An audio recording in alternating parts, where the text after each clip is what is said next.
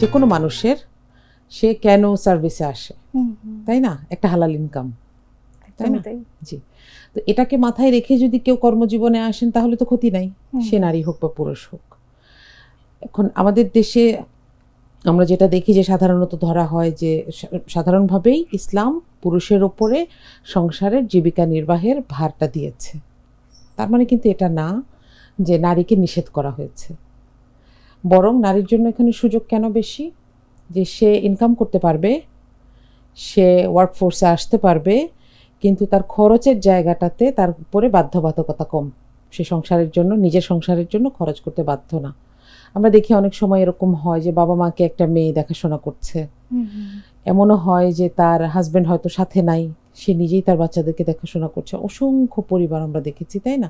সেটা একেবারে যদি গ্রামে দেখেন যে হাঁস মুরগি লালন পালন করে বাচ্চাদেরকে পড়ালেখা করাচ্ছে, বাচ্চাদের পাতে একটু ভালো খাবার তুলে দিচ্ছে, তার জন্য তো এটাও কর্মজীবন।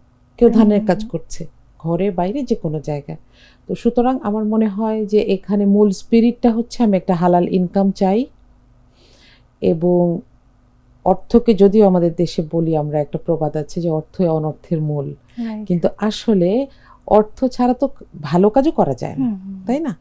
এবং আমরা যদি একটু রাসূল সাল্লাল্লাহু আলাইহি সাল্লামের উদাহরণ দিই, তার স্ত্রীদের মধ্যে একজন নিজের হাতে কোন ধরনের একটা কারুশিল্প করতেন এবং তিনি সেটা বিক্রি করতেন।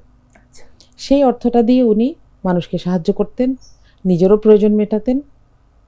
এবং রাসূল সাল্লাল্লাহু আলাইহি সাল্লাম যখন মারা যান তখন উনি বলেন যে তোমাদের মধ্যে, তার স্ত্রীদের মধ্যে, যার হাত সবচাইতে লম্বা সে সবার আগে আমার সাথে মিলিত হবে, মানে সে সবার আগে মারা যাবে। এটার ইঙ্গিতটা এমন ছিল যে উম্মুল মুমিনিনরা, আমরা তো জানি তাই না, রাসূল সাল্লাল্লাহু আলাইহি সাল্লামের স্ত্রীদেরকে উম্মুল মুমিনিন বলা হয়, মুমিনদের মা। তো ওনারা অবসর সময় নিজেদের হাত মাপতেন যে দেখি তো কার হাত লম্বা। কিন্তু দেখা গেল সবার আগে কে চলে গেলেন? সেই উম্মুল মুমিনিন যিনি দান করতেন বেশি।